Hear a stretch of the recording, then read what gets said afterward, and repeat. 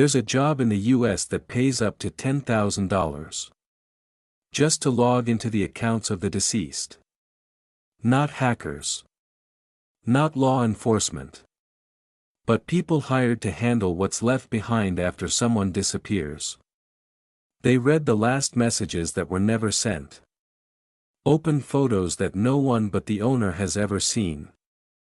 And with a single click, they can erase every trace of a person from the internet. But the most dangerous part isn't losing data. It's when the identity of the deceased falls into the wrong hands. In the US, millions of accounts belonging to the dead still exist. Unmanaged. They become perfect targets for scams, identity theft, and things even more disturbing. That's why a strange profession has emerged. One that cleans up a person's online life after they're gone. But the real question is, if one day you disappear, who decides what parts of your life should remain? And what gets erased forever? This job is called a digital afterlife manager. Someone who manages a person's digital life after they pass away. They don't work with the living, but with what's left behind.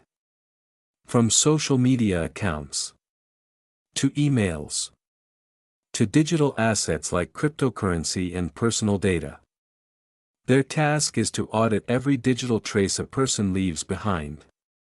Then, they carry out exactly what that person wanted before they disappeared. It could mean preserving memories, or permanently erasing everything. This profession exists because today, people don't just live in the real world, but also online. On average, a person can have dozens, even hundreds of different online accounts. But when they pass away, almost no one has access to them. Families don't know the passwords, and platforms don't easily grant access. This creates a dangerous gap between technology and death. And that's where digital afterlife managers come in. However, this is still an extremely rare profession. Most people in this field are lawyers, tech experts, or estate advisors. They operate in highly niche areas, and rarely promote themselves publicly, because their work deals directly with personal data, death, and secrets that were never meant to be revealed. And that's also why, even as demand grows, very few people know this job exists. A digital afterlife manager can earn anywhere from $2,000 to $10,000 per case they handle. For clients with large digital assets, that number can be significantly higher, especially when it involves cryptocurrency, domains, or income-generating accounts. But money isn't the only thing that makes this job so valuable. What they truly sell is control over what others cannot access. When a person passes away, their accounts are almost completely frozen. No one has the passwords. No one has legal access. And major platforms rarely grant access, even to family members. That can leave millions of dollars in digital assets locked away forever. Or worse, falling into the hands of those who know how to exploit the gaps. Inactive accounts are the perfect targets for hackers. The identity of the deceased can be used for scams, loans, or creating fake accounts. And in many cases, families don't even realize it's happening. That's why society is starting to need people in this role. They don't just protect data. They protect the dignity of the deceased. They make sure what should be preserved is handled the right way, and what needs to disappear is never abused. Their work sits at the intersection of technology, law, and ethics. One wrong decision can mean lost assets or exposed secrets. That's why what they're paid isn't just a fee. It's the price of responsibility for holding an entire digital life in their hands. Their day doesn't begin with coffee, but with a list of the deceased. Each name is a digital life that needs to be handled.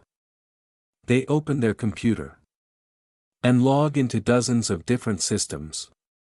Emails, social media, bank accounts, cloud storage.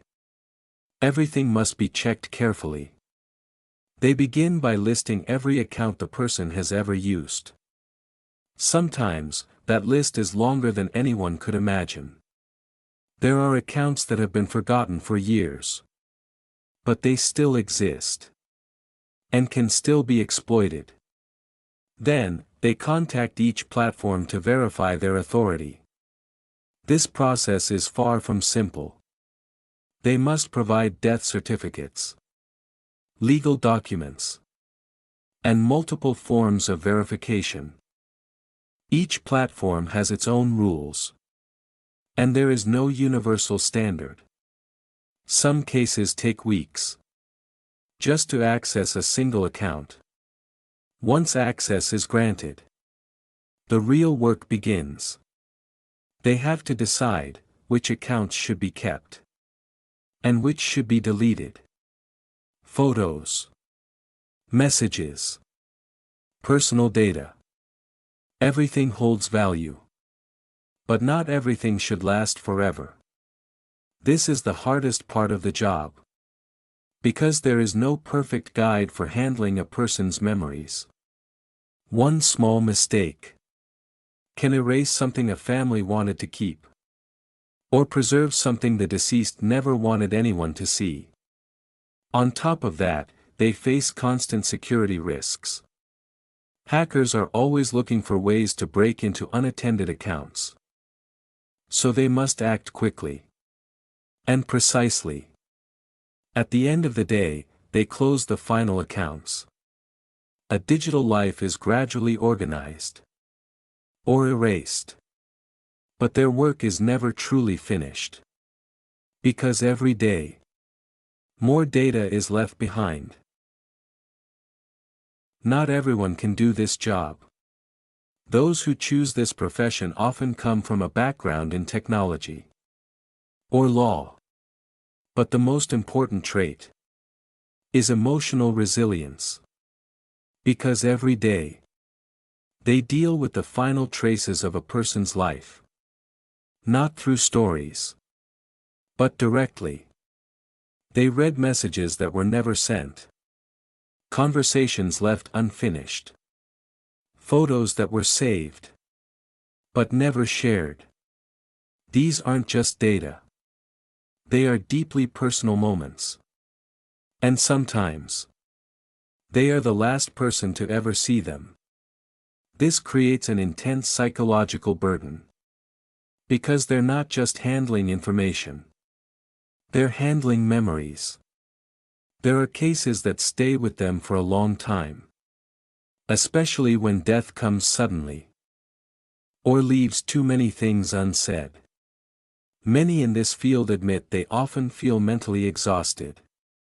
The burnout rate in this job is higher than average. Because the line between work and emotion almost doesn't exist. On top of that, they must keep everything they see completely confidential. They can't share. They can't tell anyone. And that slowly leads to isolation. Alone. With hundreds of stories that were never told. And thousands of data points carrying someone else's emotions. Some people choose this job because they want to help grieving families. Others are drawn to the complexity of technology and law. But over time, most of them realize one thing. This job reflects a disturbing reality of modern society. We leave behind too much on the internet. but don't prepare for leaving. And in the end, a stranger is left to decide what remains, what disappears, and what will last forever. This profession won't disappear. It will grow even faster in the future. Because every day, we create more data than at any point in history. Human life is gradually shifting into the digital world. And when we leave, that data still remains. This is driving an increasing demand for managing digital legacies. In the future, digital afterlife managers may become a standard part of estate planning. Like writing a will. But for your online life. Many companies have already started offering services to prepare for a digital death before it happens. However, technology is also changing the nature of this job. Artificial intelligence can analyze a person's entire data after they pass away.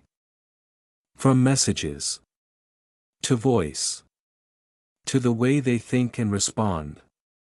And from that, create a digital version of them. An entity that can continue to interact. As if they never disappeared. This raises an entirely new question. Is the goal of this job to erase data?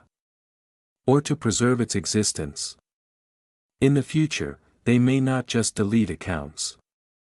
They may have to decide whether a person should continue to exist. In the form of AI.